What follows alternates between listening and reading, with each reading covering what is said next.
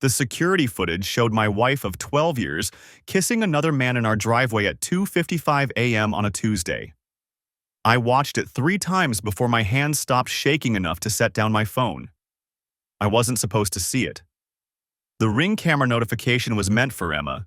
She'd installed the system 6 months ago, claiming she wanted to feel safer when I traveled for work. Now I understood why she'd been so insistent on controlling the app herself. But when our 7-year-old daughter Lily accidentally factory reset Emma's phone that morning while playing games, I'd helped reinstall everything, including linking the security system to my device. The timestamp read October 15th, 2024, last Tuesday. The night Emma said she'd fallen asleep early with a migraine. I sat in my car outside my office building in downtown Portland, Oregon, unable to move. Rain drummed against the windshield, blurring the world into watercolor smears. My meeting with the Japanese investors had ended early, a rare victory that should have had me celebrating. Instead, I was watching my marriage dissolve in high-definition video. The man was tall, athletic build, wearing business casual. He leaned against a silver Audi I'd never seen before. Emma approached him from our front door, wearing the black yoga pants and oversized sweater she'd been in when I'd called her that night from my hotel in Seattle. They spoke for maybe 30 seconds before he pulled her close. She didn't resist. Her hands went to his chest, then around his neck. The kiss lasted 43 seconds. I'd counted. They separated, exchanged a few more words. Then Emma glanced toward our house, toward where Lily and our 4-year-old son Mason were sleeping, before kissing him again. Shorter this time, almost casual. The familiarity of it made my stomach turn. This wasn't a first kiss. This was routine. He got in his Audi and drove away. Emma stood in the driveway for another minute, hugging herself against the October chill, before going back inside. The camera caught her face as she passed beneath the porch light. She was smiling. My phone buzzed. Emma's name lit up the screen. "Hey babe, how'd the meeting go? Miss you." 3 heart emojis, the same ones she'd been sending me for years. I didn't respond. Instead, I opened my email and sent a message to my assistant Natalie. "Something's come up. Cancel my afternoon appointments. I'll be working from home the rest of the week." The drive from downtown Portland to our house in West Lynn took 35 minutes. I spent it breathing through my nose, trying to think logically. 12 years of marriage, 2 kids, a mortgage, joint accounts. Emma's name was on everything. We'd structured it that way because her credit score was better when we'd bought the house 8 years ago. I'd met Emma Caldwell at a charity fundraiser in 2012. She was volunteering. I was there representing my company. She had this laugh that filled a room, made everyone want to be part of whatever joke she'd just heard. We were engaged within a year, married 6 months after that. Everyone said we moved too fast. Everyone was probably right. But it had been good, hadn't it? We'd built a life. She'd worked as a marketing consultant until Lily was born, then transitioned to part-time remote work. I'd climbed the ladder at my tech firm, making senior director 3 years ago. We had date nights, family vacations, a 5-year plan that included renovating the kitchen and maybe getting a dog. When had it stopped being good? When had it become whatever this was? I pulled into our driveway and sat there, engine idling.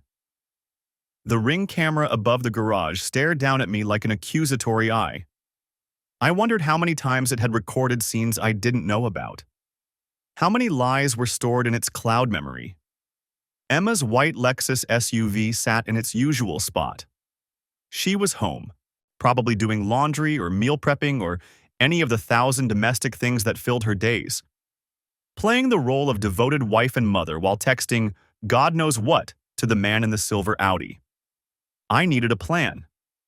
Confronting her now, angry and scattered, would be stupid.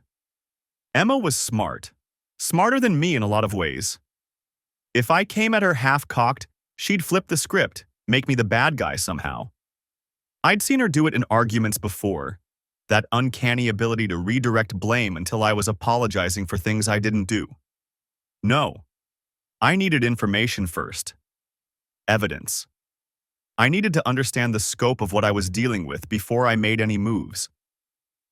I pulled out my phone and started scrolling through our cell phone account. We had a family plan through Verizon. I was the primary account holder. Within minutes, I'd accessed the detailed call and text logs for Emma's number. The pattern jumped out immediately. One number appeared dozens of times over the past 4 months. Calls lasting anywhere from 5 minutes to over an hour.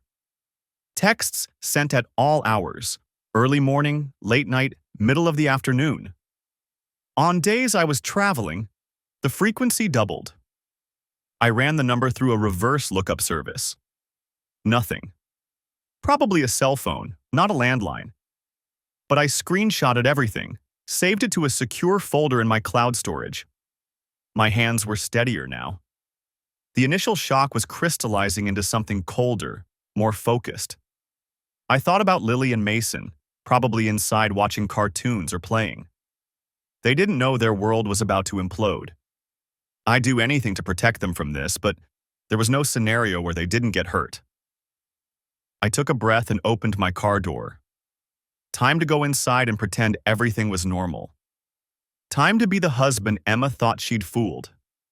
Time to figure out exactly who I was married to. I pull into the driveway at 6:15. The Ring camera watches me from its perch beside the front door, its small blue light steady. I wonder how many times it's recorded him. How many visits I never knew about. Emma's Lexus sits in its usual spot. Lights glow warm through the kitchen windows. From outside, it looks like any other Tuesday evening in October. I sit in my car for 3 minutes, watching the house. My house. The place where I've lived for 8 years, where my children sleep, where I thought I knew what was happening under my own roof. The front door opens.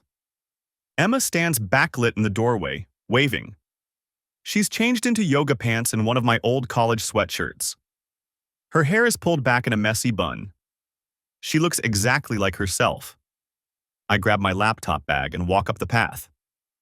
"Hey," she says, kissing my cheek as I step inside. Her lips are warm. I think about those same lips pressed against his for 43 seconds. "You're home earlier than I thought. How was the meeting?" "Productive." I set down my bag. "Where are the kids?" "Mason's playing with his trucks. Lily's doing homework at the kitchen table." Emma closes the door behind me. "I'm making that chicken thing you like. The one with the lemon and rosemary?" "Sounds good." I walk into the kitchen. Lily looks up from her math worksheet, face brightening. "Dad." "Hey, sweetheart." I ruffle her hair, kiss the top of her head.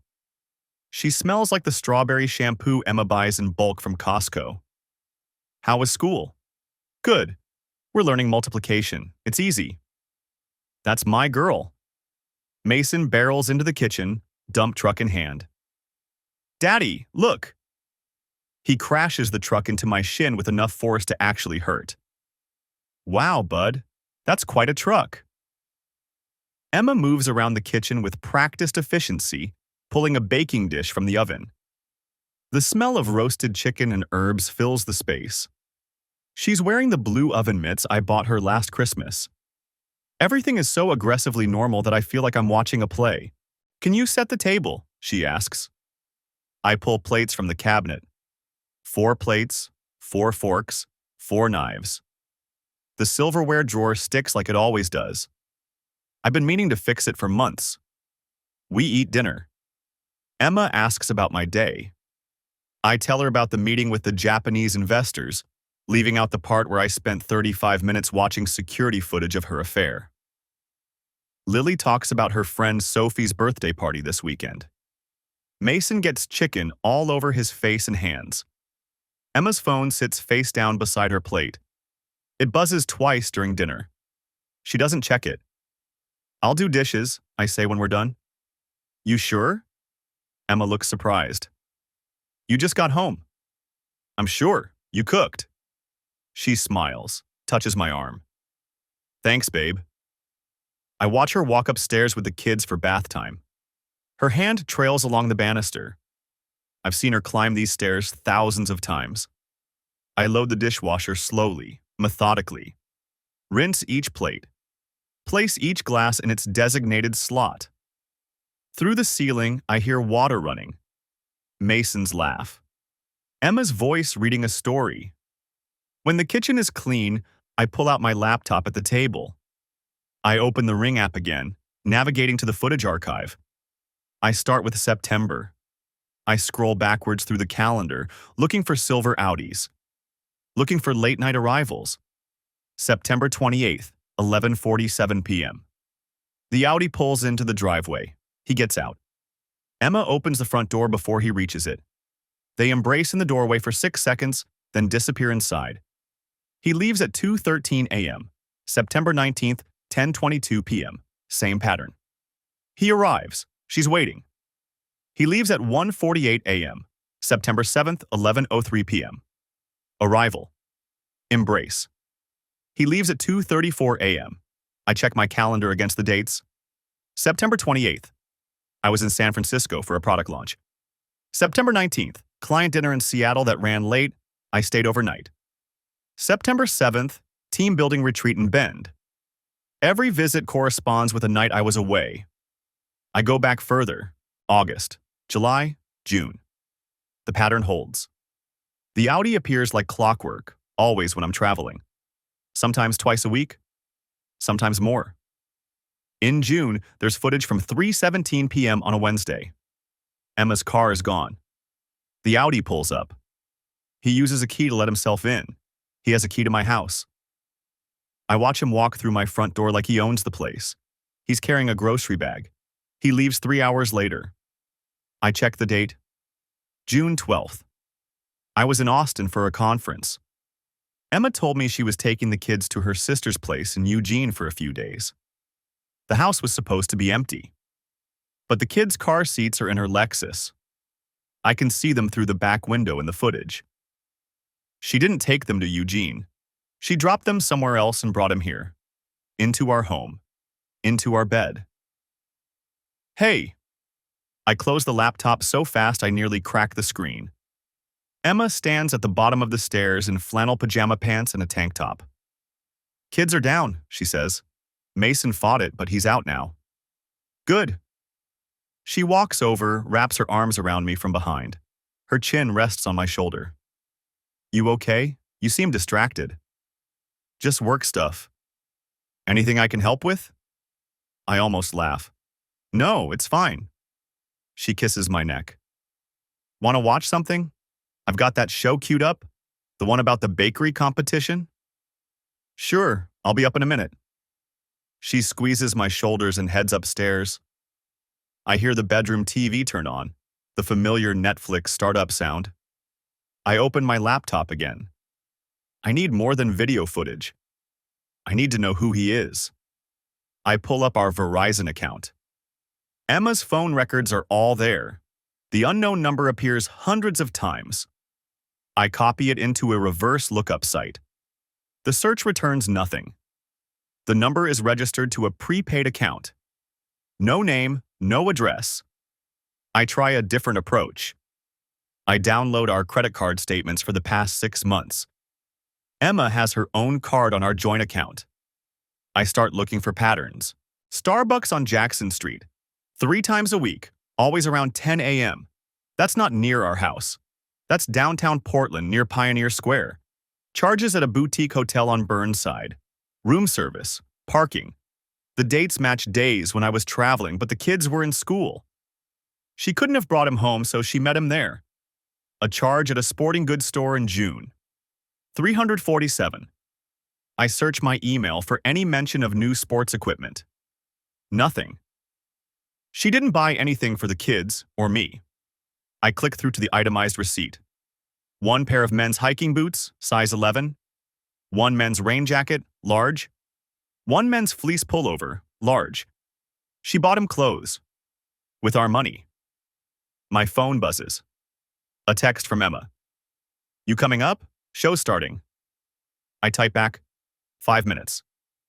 I screenshot everything. The footage, the phone records, the credit card charges. I create a new folder on my laptop, password protected, and save it all there. Then I upload copies to a cloud storage account Emma doesn't know about. I learned this from work. Always have backups. Always have redundancy. I close the laptop and head upstairs. Emma's propped up in bed, remote in hand. She's taken off her bra. I can see the outline of her nipples through the thin tank top. There you are, she says, patting the bed beside her. I paused it for you. I climb into bed. She curls against my side, her head on my chest.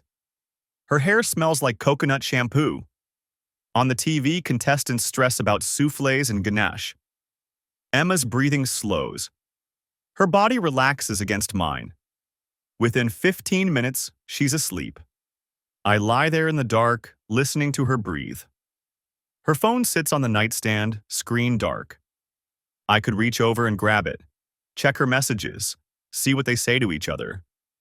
But I don't need to. I already know enough. What I need now is a plan. I think about the cabin in Aspen, the one her company rents for executive retreats. She mentioned it last month, said she might book it for a writing weekend to work on the marketing strategy she's been putting together. I didn't think much of it then. Now I wonder if there's a cabin at all. Or if there is, whether she'll be alone. I pull out my phone, keeping the screen brightness low. I search for remote cabin rentals in Aspen with security cameras. Several listings come up, advertising their security features as amenities. Peace of mind for guests. 24/7 monitoring available. I bookmark 3 properties. Then I wait. The company cabin in Aspen didn't exist. I discover this at 11:47 p.m. on a Tuesday, 3 days after Emma kissed me goodbye and drove off in her Lexus, promising to finally finish those first 3 chapters. She'd been talking about this writing retreat for weeks, a perk from her old marketing firm, she said, available to alumni who'd left on good terms. A rustic cabin with mountain views and no distractions. Perfect for creative work. I'm sitting in my home office, the door locked, when I call the main number for her former employer. Thank you for calling Brightpoint Marketing. This is the after-hours service. How may I direct your call? I'm trying to reach information about your company retreat properties, specifically the cabin in Aspen. A pause. Sir, Brightpoint doesn't maintain any retreat properties. We occasionally book conference spaces, but we don't own any cabins or vacation rentals. I thank her and hang up. The lie sits in my stomach like spoiled meat. I open my laptop and pull up the credit card statement I've been monitoring. Emma left Sunday morning. Sunday afternoon, $287 at a sporting goods store in Denver. Sunday evening, $156 at a steakhouse, also Denver. Monday, nothing. Tuesday morning, $43 at a coffee shop. Tuesday afternoon, $89 at what appears to be a wine shop. No hotel charges, which means she's staying somewhere that either doesn't require her card or she's splitting costs with someone else. I navigate to the security system app and scroll through the cabin camera footage Emma mentioned casually 2 weeks ago. The cabin has this amazing security setup, she'd said, showing me her phone. The owners let guests access it through an app. Isn't that cool? I can check on the place while I'm writing. She'd been establishing her alibi even then. I find the app in her cloud backup. She'd signed in on her iPad before leaving. The login credentials are saved. I access the account and scroll through available cameras. There are 3 properties listed under the account name, Whitmore Rentals. 1 in Breckenridge, 1 in Vail, 1 in Aspen. The Aspen property is labeled Pinecrest Cabin. I select the live feed. The image loads slowly, buffering in segments. When it clears, I'm looking at a spacious living room with exposed beam ceilings and a massive stone fireplace. The camera appears to be mounted above the mantel, angled down to capture most of the room. Floor-to-ceiling windows show darkness outside. It's past midnight there, too. The fireplace is lit.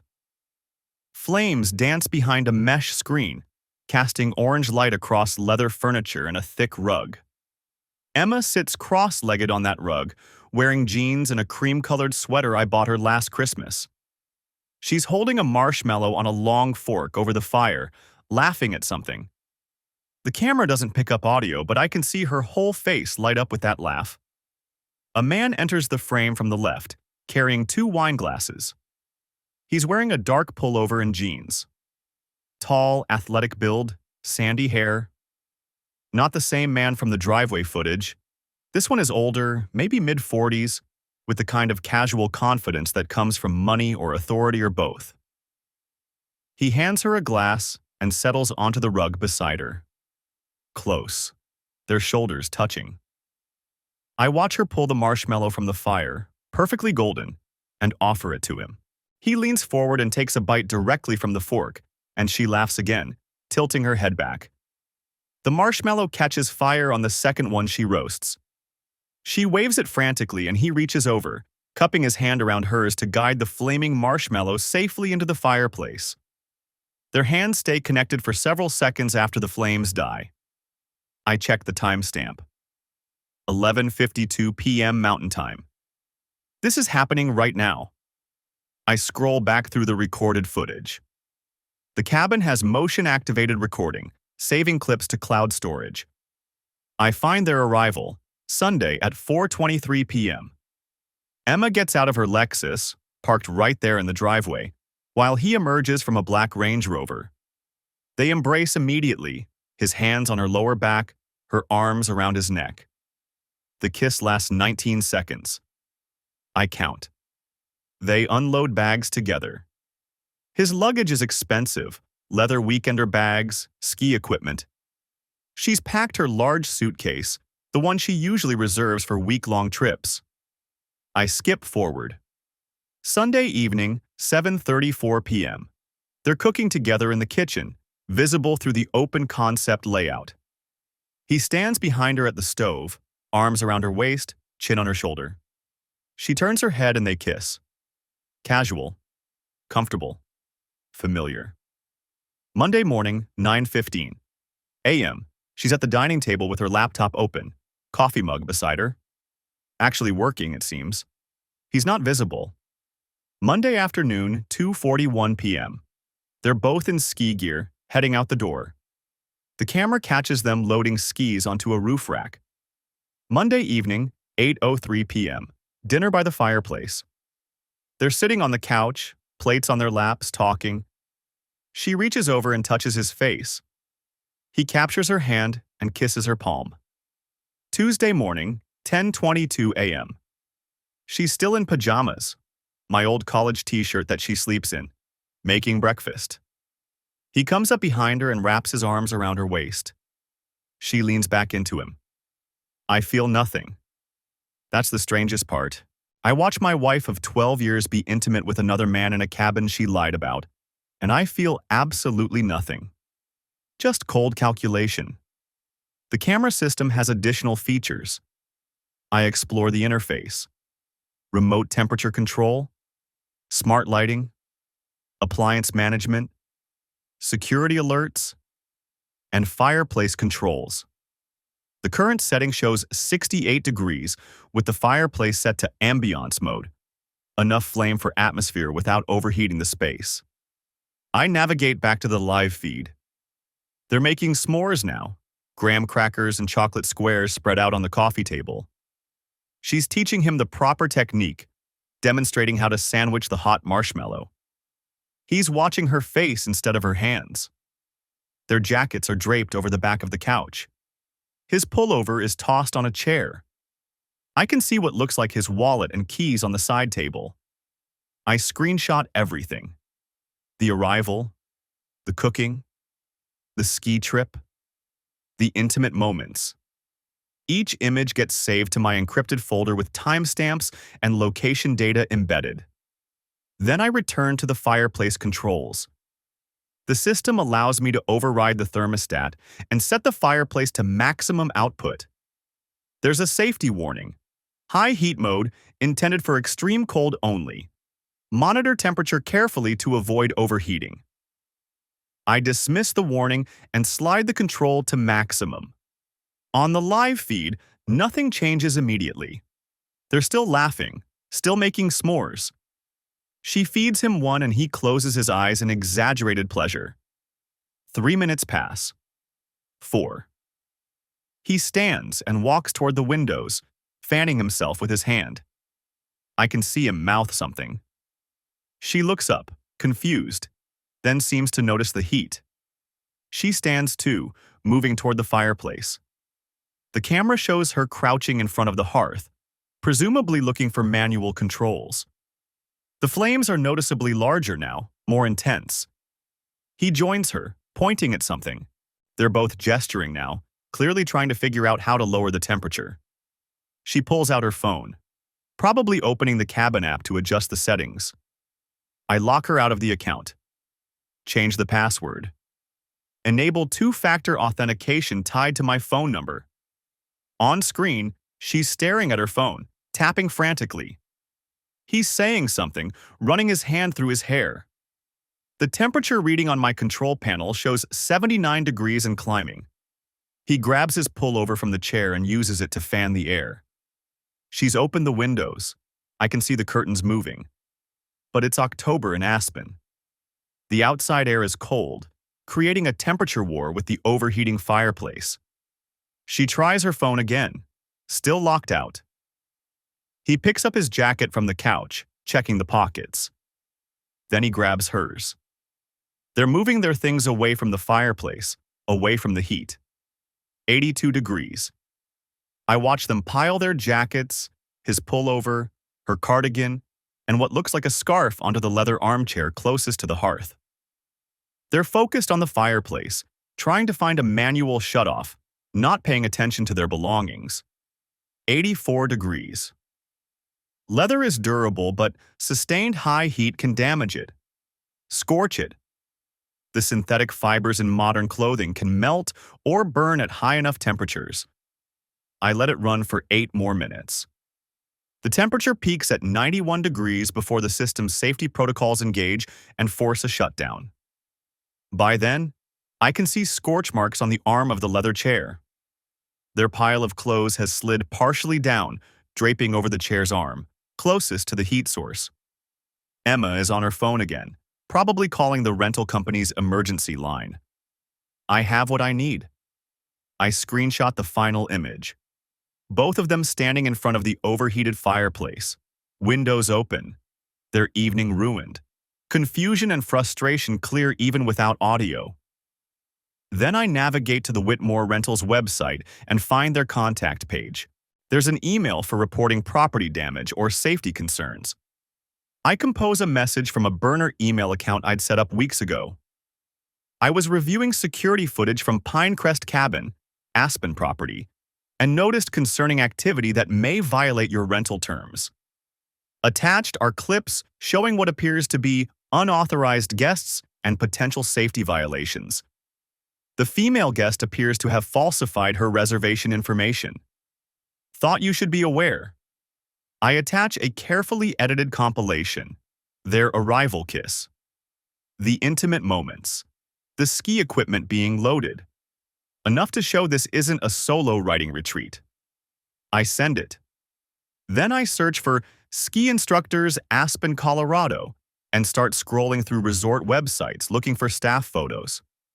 It takes 40 minutes, but I find him on the third resort's page. Derek Paulson, lead ski instructor at Highlands Resort. 15 years of experience. Certified avalanche safety instructor. Available for private lessons and guided tours. I save his employment information to my files. The live feed shows Emma talking on her phone now, pacing. He's examining the scorched chair, taking photos with his own phone. My phone buzzes. A text from Emma. Hey babe, having a productive day, got 2 pages done. Missing you and the kids. How was Mason's soccer practice? I stare at the message. On my laptop screen, she's still pacing, still on what is clearly a different phone call, still dealing with the overheated cabin. I text back. Practice was great. He scored a goal. Lily says hi. Glad the writing is going well? Love you. 3 dots appear. Disappear. Appear again. Love you too. Talk tomorrow? Sounds good? I set my phone down and return to my laptop. I compose one more email, this time to Highlands Resort's Human Resources Department, using a different burner account. I'm writing to report a serious concern regarding one of your employees, Derek Paulson. I have security footage showing Mr. Paulson using what appears to be a client relationship to engage in an inappropriate personal relationship at a rental property. This seems to violate professional conduct standards for ski instructors. Please see attached documentation. I attach selected clips. Nothing explicit, but enough to show a ski instructor spending multiple days in intimate proximity with a client at a private cabin. Enough to raise questions about professional boundaries. I schedule the email to send Wednesday morning at 9 a.m. Mountain Time, when HR departments typically start their day. Then I close my laptop and sit in the darkness of my office. Emma returns Friday. 3 more days of her writing retreat. 3 more days of documented lies. I unlock my phone and open the family photo album. There's a picture from last month. Emma, me, Lily, and Mason at the pumpkin patch. We're all smiling. Mason is holding a tiny pumpkin. Lily has her arms around both her parents. I close the album and return to my encrypted files, adding today's discoveries to the growing collection. Evidence, documentation, timestamps. Everything I'll need when this is over. The first message comes through at 11:47 a.m. Thursday. Derek's been fired. I'm in a conference call with our West Coast sales team when my phone buzzes. Emma's name fills the screen. I mute my mic and read it again. They said someone sent them footage from the cabin. Security cameras I didn't even know were there. This is insane. Who would do this? I unmute. Sorry, can you repeat that last point about Q4 projections? Another buzz. The rental company is threatening to sue me for property damage. Something about the fireplace overheating and ruining furniture. I swear I didn't touch anything. This feels like I'm being set up. The paranoia in her words tastes like copper on my tongue. I type back with one hand while pretending to take notes with the other. That's awful. Do you need me to call our insurance? 3 dots appear. Disappear. Appear again.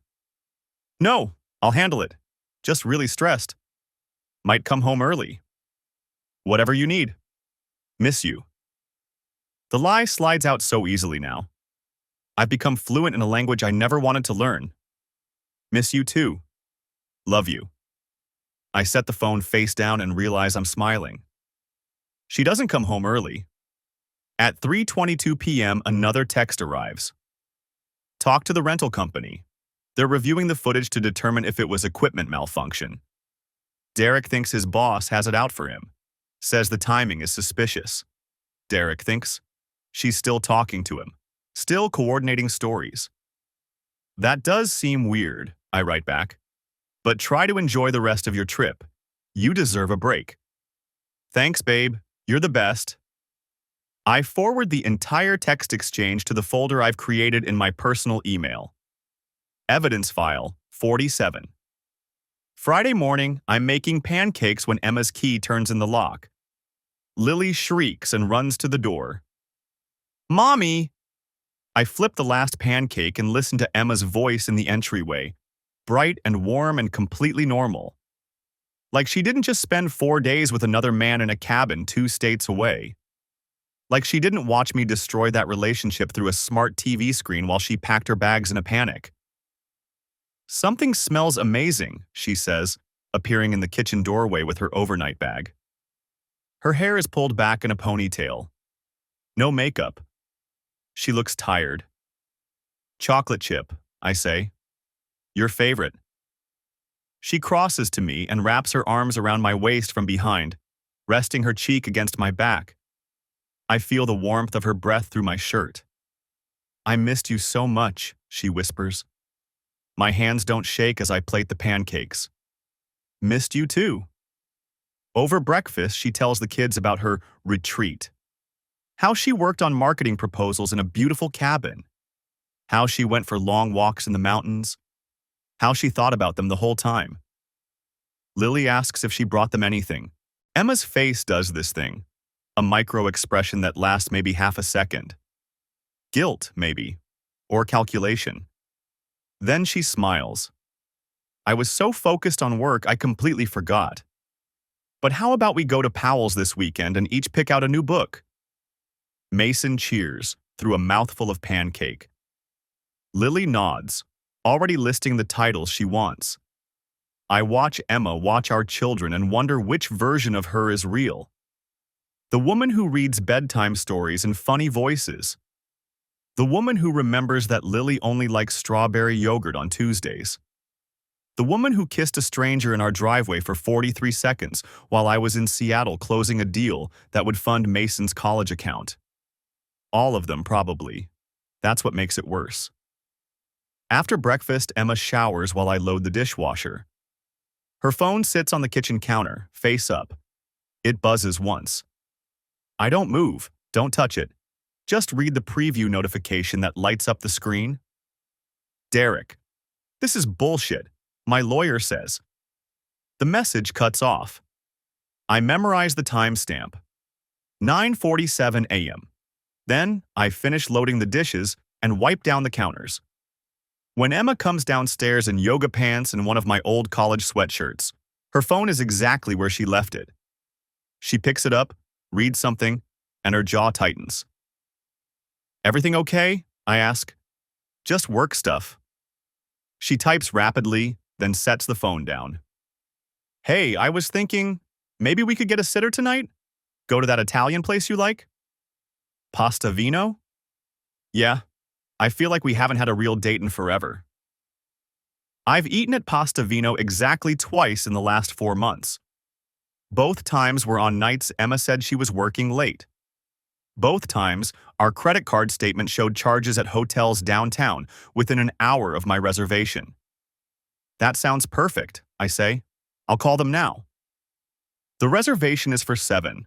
I book it for 7:30, then send a text to the private investigator I hired 3 days ago. His name is Glenn Briggs, former Portland PD, now runs a small firm out of an office near the waterfront. He came recommended by Tom Whitaker, a guy I went to business school with who went through his own divorce 2 years ago. She'll be at Pasta Vino tonight, 7:30, 9:30 probably. Gray Lexus SUV, plate 7KDM193. Glenn responds within minutes. "Got it. Same rate as discussed. We'll have photos by midnight." I don't know what I expect him to find. Maybe nothing. Maybe Emma really does just want a date night with her husband. Maybe the guilt is eating at her and this is some kind of penance. Or maybe she's meeting someone. The thing about surveillance is that it reveals patterns. And Emma's pattern is that she's always 3 steps ahead, always controlling the narrative. She installed the Ring camera. She manages the family calendar. She's the one who suggests plans, coordinates schedules, decides when we see friends and which friends we see. For 12 years, I thought that meant she was organized. Thoughtful. Taking care of the details so I could focus on work. Now I know it means she's been directing traffic, making sure the pieces never collide. At 6:45, Emma emerges from our bedroom in a black dress I've never seen before. It's simple, elegant. The kind of thing that probably cost more than our monthly grocery budget. "When did you get that?" I ask. She does a small spin. "You like it?" "I ordered it online a few weeks ago. Haven't had a chance to wear it yet." I check our credit card statements in my head. No charges from Nordstrom or Bloomingdale's in the last month. Which means she used a different card. One I don't have access to. "You look beautiful," I say, and I mean it. That's the worst part. She does look beautiful. The woman I married, The woman who laughed at my terrible jokes at that marketing conference in San Francisco 13 years ago. The woman who cried when Lily was born. She's still in there somewhere, wearing a black dress bought with secret money. "You clean up pretty nice yourself," she says, straightening my collar. I'm wearing the blue button-down she bought me for my birthday. The irony isn't lost on me. Pasta Vino is crowded for a Friday night. We're seated at a corner table with a view of the street. Emma orders a glass of Pinot Noir. I order sparkling water. "You're not drinking?" she asks. "Early morning tomorrow. Lily has that soccer thing." "Oh, right," she sips her wine. "I forgot about that." She didn't forget. It's been on the family calendar for 3 weeks. She's the one who signed Lily up. Our server brings bread and olive oil. Emma tears off a piece and dips it, and for a moment we're just a couple having dinner, making small talk about work and the kids and whether we should finally replace the deck furniture before winter. Then her phone buzzes. She glances at it. Her expression doesn't change, but something in her posture shifts. Tension in her shoulders. "Sorry," she says, typing quickly. "Just need to respond to this." "No problem." She types for maybe 30 seconds, then sets the phone face down on the table. "Where were we?" "Deck furniture." "Right. I think we should wait until spring. Sales will be better." I nod. Tear off my own piece of bread. Watch her watch the street through the window. At 8:03, her phone buzzes again. This time, she picks it up, reads whatever's there, and stands. "I need to make a quick call. Work thing. Be right back." She heads toward the restroom hallway, phone pressed to her ear. I count to 30, then pull out my own phone. Glenn's already sent a message. Subject exited vehicle at 7:52. Entered establishment called the Commodore, 2 blocks east of your location. Met male individual, Caucasian, approximately 6'1", athletic build. Silver Audi A4 parked outside. Sending photos now. 3 images load. The first shows Emma's Lexus parked on a side street. The second shows a man in dark jeans and a leather jacket entering a bar. The third is zoomed in on his face. It's him. Silver Audi man. The one who's been coming to our house since at least June. My phone buzzes again. Subject still inside. Male individual arrived first, waited approximately 8 minutes before subject arrived. Appeared familiar with each other. Continue surveillance? Emma returns to the table, sliding her phone into her purse. Sorry about that. Crisis averted. Everything okay? Yeah, just a client freaking out about a campaign launch. You know how it is. I don't know how it is. I don't know anything anymore. Of course, I say. Want to order? She picks up her menu, and I pick up mine, and somewhere 2 blocks away my wife's other life is happening in real time while she sits across from me, pretending to decide between the carbonara and the bolognese. I text Glenn back with one hand under the table. Continue surveillance. I want everything. The video feed from the Commodore updates every 30 seconds. I watch Emma lean closer to him across the high-top table, her hand covering his on the polished wood surface. The silver Audi man, I still don't have a name and it's driving me insane, says something that makes her throw her head back laughing. That laugh. The one I fell in love with 13 years ago at a mutual friend's barbecue. My phone buzzes.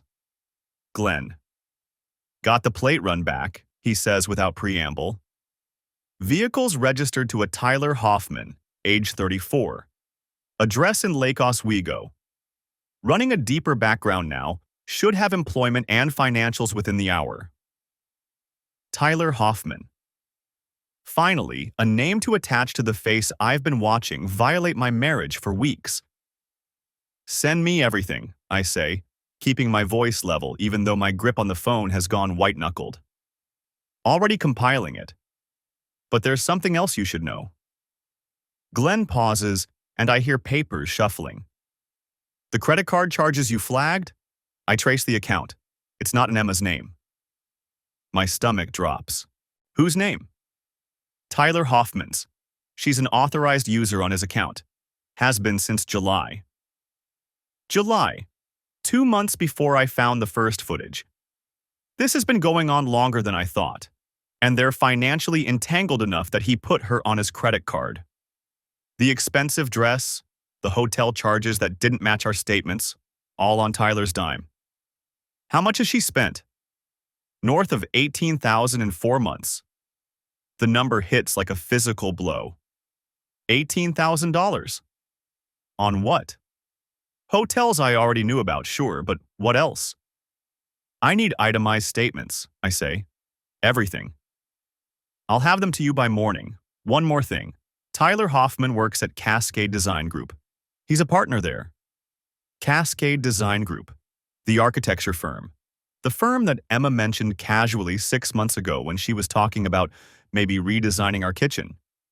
She'd said a friend recommended them, showed me their website, asked what I thought about their aesthetic. A friend. The pieces slide into place with sickening clarity. She didn't find Tyler through chance. This was planned, cultivated, introduced into our life under the guise of home improvement research. How many other lies have I been living with? I end the call and pull up Cascade Design Group's website on my laptop. Tyler's bio photo matches the man on Glenn's surveillance footage perfectly. Harvard undergrad, MIT graduate program in architecture. Specializes in high-end residential renovations and custom builds.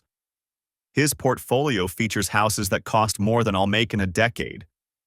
And there, in his professional biography, a detail that makes my blood run cold.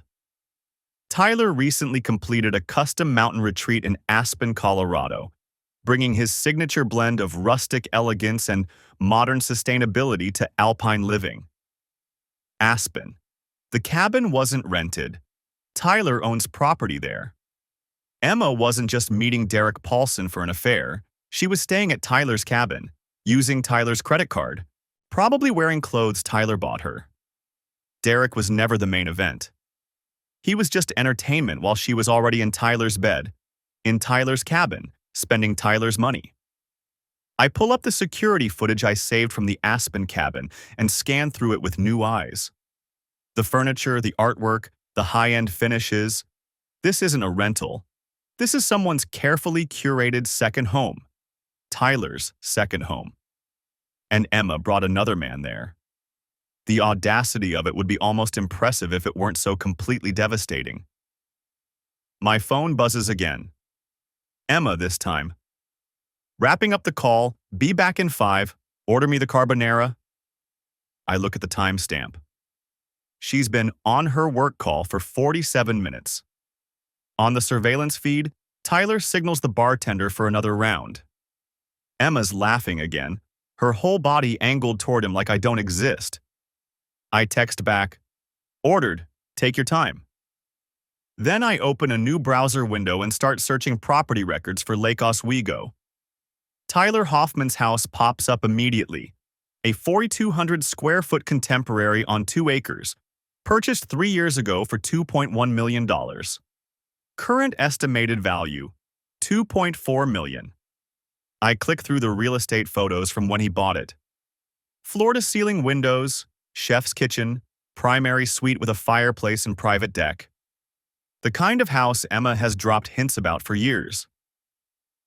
Wouldn't it be nice to have more space? I love these modern designs. Maybe when your next promotion comes through. Except Tyler already has it. Tyler already is it.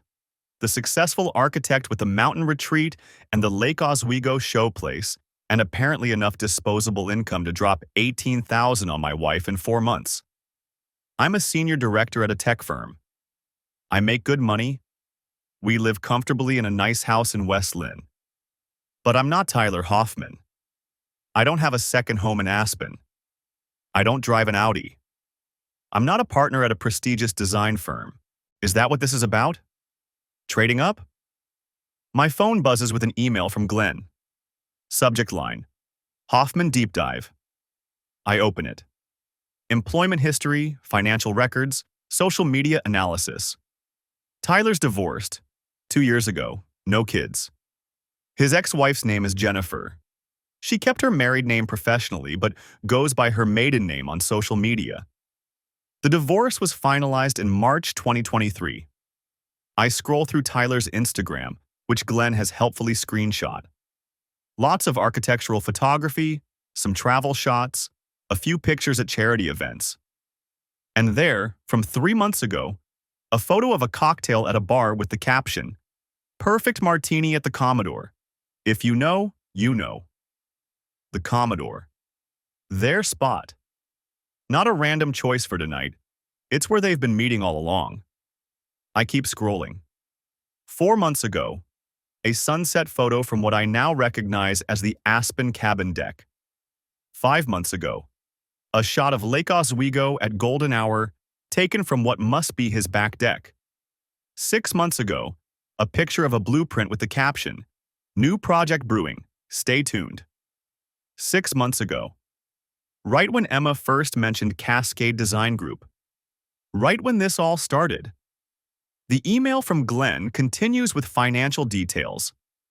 Tyler's pulling in roughly $400,000 a year as a partner. He has investment properties in addition to his primary residence and the Aspen cabin. No debt except his mortgages. Excellent credit score. On paper, Tyler Hoffman is everything a certain type of woman might want. Successful, financially secure, age-appropriate, cultured, and apparently willing to spend freely on Emma. My phone buzzes. Emma. On my way back now. I close all the windows, clear my browser history out of habit, and arrange my face into something approximating normal. The waiter brings Emma's carbonara just as she slides back into her seat, slightly flushed, eyes bright. "Sorry that took so long," she says, not sounding sorry at all. "You know how Diane gets when she's stressed about a campaign launch." Diane, her supposed colleague. I've never met Diane. I'm not even sure Diane exists. "No problem," I say. "How's the campaign looking?"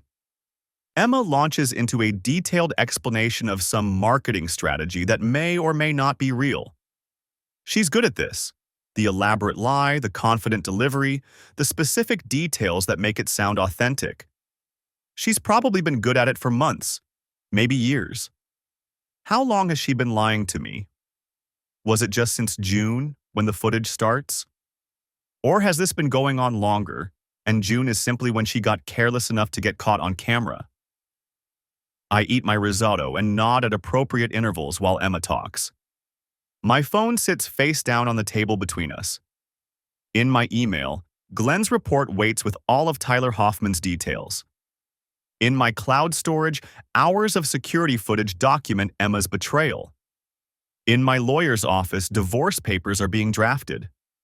Emma reaches across the table and squeezes my hand. "I'm really glad we're doing this," she says. "I feel like we haven't connected in forever." Her hand is warm. Her smile is genuine. And 2 blocks away, Tyler Hoffman is probably settling their bar tab on the credit card that has my wife's name on it. "Me too," I say, and mean it in a way she'll never understand. Because we are connecting, just not how she thinks. Every lie she tells me is another piece of evidence. Every fake smile is another exhibit for my lawyer. Every moment she thinks she's getting away with it is another nail in the coffin of our marriage. My phone buzzes with a new email. Glenn again. I don't check it, but I know what it'll contain. More proof, more documentation, more ammunition. Emma's still talking. Something about Lily's upcoming school play and whether we should invite my parents to visit for Thanksgiving. Planning our future while she's actively building a different one with Tyler Hoffman. I take another bite of risotto and let her talk. The waiter clears our dessert plates. Emma's still talking about Mason's preschool teacher. Something about a parent-teacher conference next week. I nod at the right moments, make the appropriate sounds. My phone vibrates in my pocket. I excuse myself to the restroom. Glenn's text contains 3 attachments. I lock myself in a stall and open them. The first photo shows Tyler Hoffman leaving Cascade Design Group's office at 5:47 p.m. today, while Emma and I were ordering appetizers. The second shows him entering a different building downtown at 6:15 p.m. The third is a zoomed shot of the building's directory, Portland Family Law Associates, Suite 402 Quars. My throat tightens. Glenn's message follows. Subject met with attorney Daniel Kruger for 47 minutes. Kruger specializes in high-asset divorce and custody cases. Subject appeared agitated when leaving. Sat in car for 12 minutes before driving to residence. I stare at the photos until they blur. She's not just having an affair, she's planning her exit. The question is, does Tyler know she's married, or is he getting played too? I flush the toilet for authenticity and return to the table. Emma's scrolling through her phone, smiling at something on the screen. She looks up when I sit down. Everything okay? Fine, work email. She reaches across the table and squeezes my hand. You work too hard. We should do this more often, just us. The performance is flawless. If I didn't know better, I'd believe every word. Absolutely, I say. Maybe next weekend? I'd love that. She withdraws her hand to check her phone again. Types something quickly. Oh, Diane wants to grab coffee tomorrow morning. Would you mind watching the kids for an extra hour? Diane, the colleague who doesn't exist at any company Emma's ever mentioned. No problem, I say. What time? 9-ish. I'll be back by 11. I signal for the check. Sounds perfect. At home, Emma goes through her nighttime routine while I tuck in the kids. Lily's reading light is still on when I crack open her door. Dad? She looks up from her book. Are you and Mom fighting? The question hits like a fist to the sternum. Why would you think that? She shrugs, too casual. You've been quiet lately, and Mom keeps checking her phone and smiling, but not at us. 7 years old, and she's already reading the room better than I want to admit. I sit on the edge of her bed. Sometimes adults have a lot on their minds, but that's not your job to worry about, okay? Your job is to be 7 and read too late with your flashlight. She grins, guilty. You knew? I know everything, I tap her nose.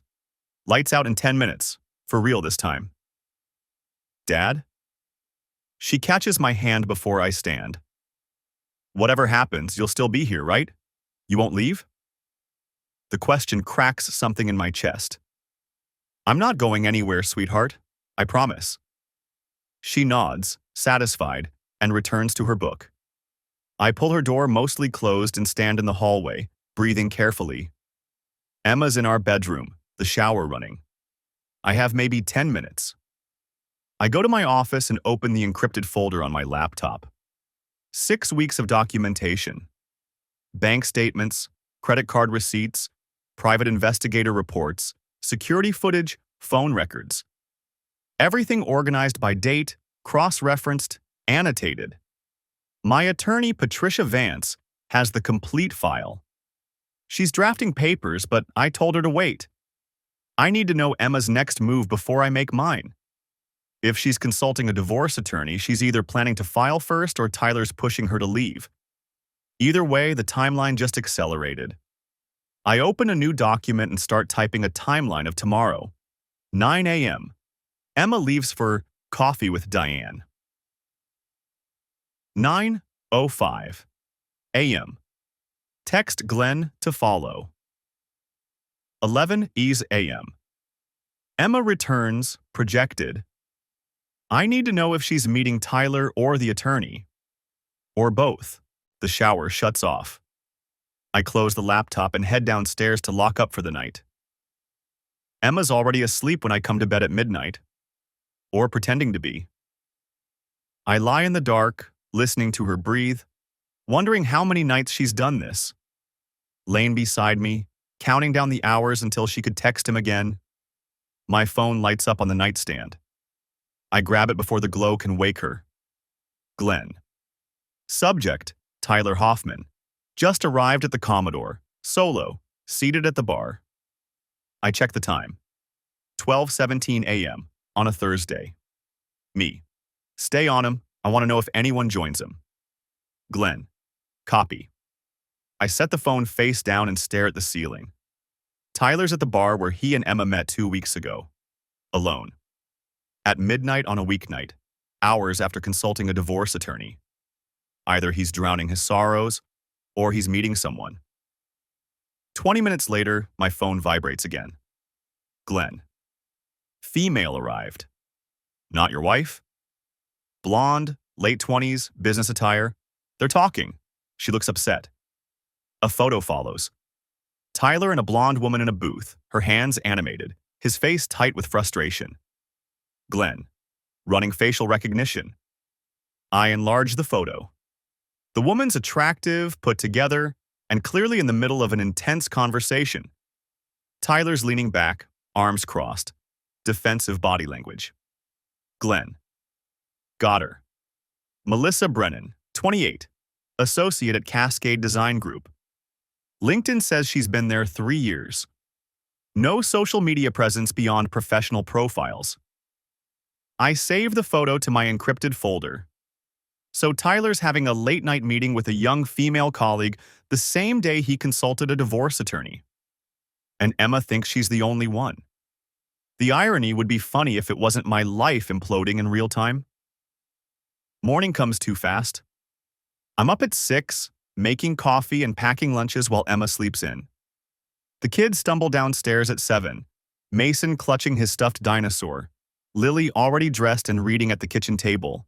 Mom's still sleeping, Lily asks. She had a late night. Let her rest. Emma appears at 8:30, freshly showered, wearing jeans and a cashmere sweater I've never seen before. Expensive. I check the credit card statements in my head. Nothing recent from Nordstrom or her usual stores. Tyler bought it for her. Morning, she says brightly, pouring coffee. Thanks for getting the kids ready. No problem. You still meeting Diane? Yep, should be back by 11. She kisses Mason's head, then Lily's. Be good for Dad. She's out the door by 8:50, and I'm texting Glenn before her car clears the driveway. Me. She's mobile. Gray Lexus SUV, heading south on Willamette. Glenn. On her. I settle the kids in the living room with cartoons and take my laptop to the kitchen. The tracking app shows Emma's car moving toward downtown Portland, not toward any coffee shop in West Lynn. My phone rings. Glenn. She just pulled into the parking garage at Tyler Hoffman's building, he says without preamble. Lake Oswego address, the condo tower. My jaw clenches. She's going to his place. Looks that way. You want me to? Stay on it. I need photos of her entering and exiting. Timestamps on everything. You got it. I end the call and open my laptop. The security footage from Tyler's Aspen cabin is still accessible. He never changed the default passwords after I hacked in. Sloppy for an architect. I wonder if his Lake Oswego condo has cameras.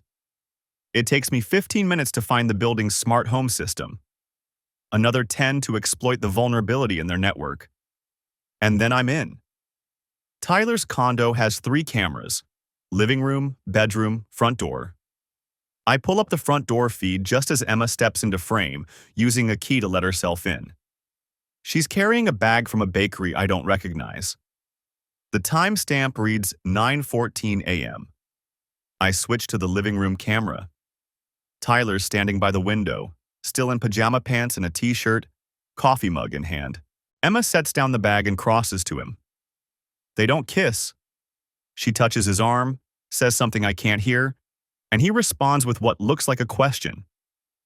She shakes her head, pulls out her phone and shows him something. He reads it, his expression darkening, sets down his coffee and runs a hand through his hair. They're arguing. I watch for 20 minutes. Emma's gestures become sharper, more insistent. Tyler keeps shaking his head, pointing at her phone, then at himself. At one point, he picks up his own phone and shows her something. She recoils, actually steps back. Then she's crying. Not the manipulative tears I've seen her deploy in arguments with me. Real, messy crying. Tyler doesn't comfort her. He just stands there, arms crossed, waiting. She wipes her face, says something short, grabs her bag and walks out. The front door camera catches her leaving at 9:47 a.m. Her face is blotchy, makeup smeared. My phone buzzes. Glenn. Subject departing. She looks upset. Want me to follow? Me. Yes. All the way home. I switch back to Tyler's living room feed. He's pacing now, phone pressed to his ear. The call lasts 3 minutes. When he hangs up, he throws the phone onto the couch and disappears into the bedroom. I check the bedroom camera. He's getting dressed.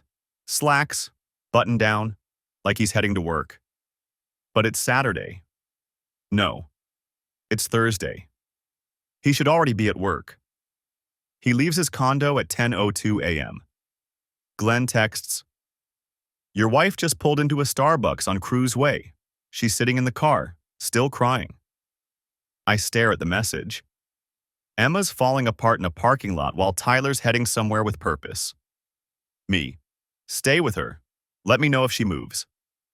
I pull up Tyler's location using the same exploit I used for the cabin cameras. His phone's GPS shows him driving toward downtown Portland. Toward Portland Family Law Associates. He's going back to the attorney. The divorce was finalized on March 3rd, 2025. 4 months and 18 days after I watched that first Ring camera footage. Emma fought it initially. Denied everything when I showed her the evidence. The security footage, the phone records, the credit card statements with Tyler's name on them. She cycled through anger, bargaining, tears. Claimed I'd violated her privacy, that I was paranoid, that the footage could be explained. Then Patricia served her with everything at once. The petition, the asset freeze, the temporary custody arrangement. 247 pages of documentation that made denial impossible. She hired an attorney. A good one, expensive. I wondered if Tyler paid for it until Glenn confirmed he'd cut her off completely that morning in his condo. Whatever Emma showed him on her phone, probably my surveillance photos trying to convince him I was stalking them, had backfired spectacularly. Tyler wanted nothing to do with a married woman whose husband had that much evidence. The settlement took 3 months to negotiate. I got primary custody of Lily and Mason. Emma got supervised visitation every other weekend until she completed a court-ordered evaluation. The house went to me. I bought out her half using money from my retirement account. She kept her car and half the savings. The credit card debt she'd racked up on Tyler's account? That was her problem. Patricia made sure of it. Emma moved to a 1-bedroom apartment in Beaverton. She got a full-time job at a marketing firm downtown. Had to, since Tyler wasn't subsidizing her lifestyle anymore. I heard through mutual friends that she tried to reconcile with him after our divorce was final. He didn't return her calls. Derek Paulson, the ski instructor, sued Highlands Resort for wrongful termination. Lost. Apparently, sleeping with clients violated his employment contract in ways his attorney couldn't argue around. Tyler Hoffman sold his Aspen cabin 6 months after everything imploded. I know because the listing popped up in my real estate alerts. I'd kept tabs on him out of morbid curiosity. He's engaged now to Melissa Brennan, the young associate from his firm. They're building a house together in the West Hills. The architectural renderings look stunning. I deleted all the surveillance footage in April, kept the documentation for legal purposes, but I didn't need to watch it anymore. Didn't want to. Lily adjusted better than I expected. She's 8 now, thriving in school, still reading past bedtime with her flashlight. She asks about Emma sometimes, carefully, like she's testing whether it's safe to love both of us. I tell her it is.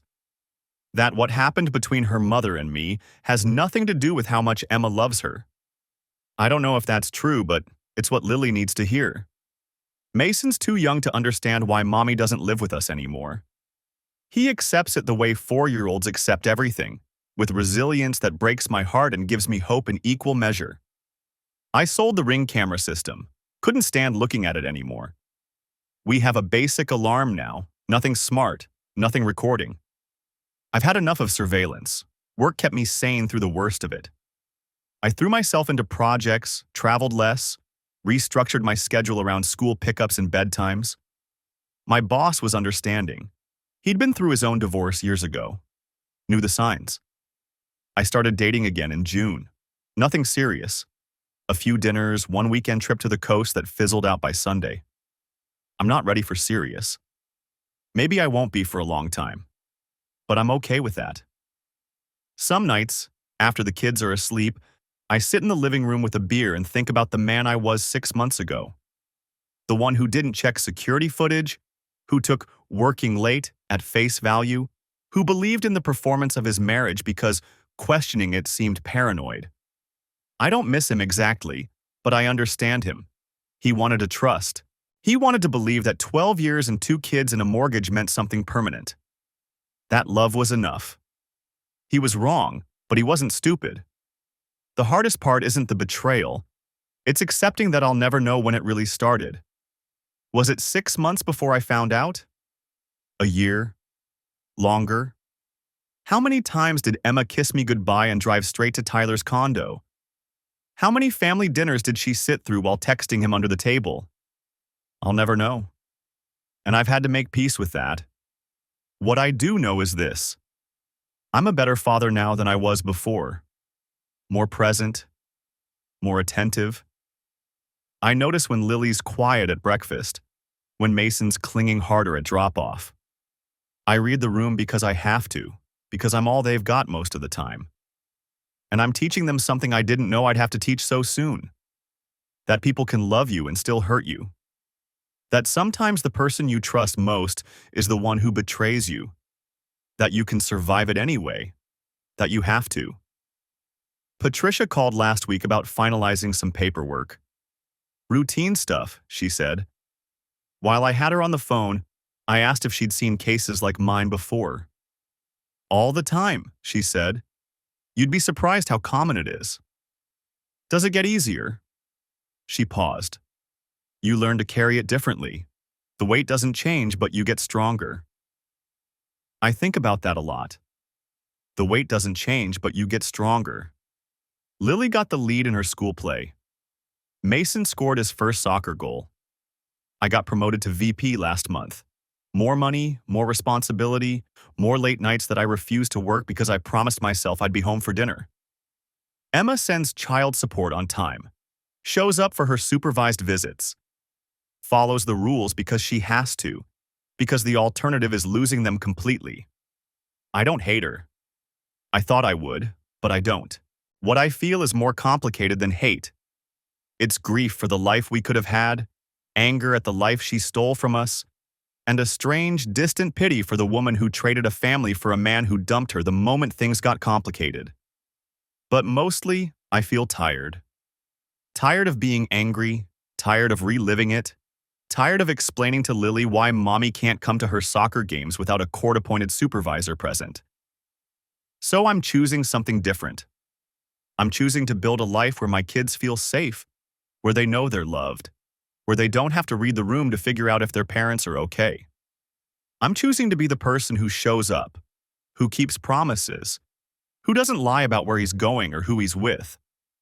I'm choosing to be the father I needed to be all along. The red envelope. That's what Patricia called the folder of evidence I brought to her office that first day. This is a red envelope case, she said. Everything tied up neatly, ready to present.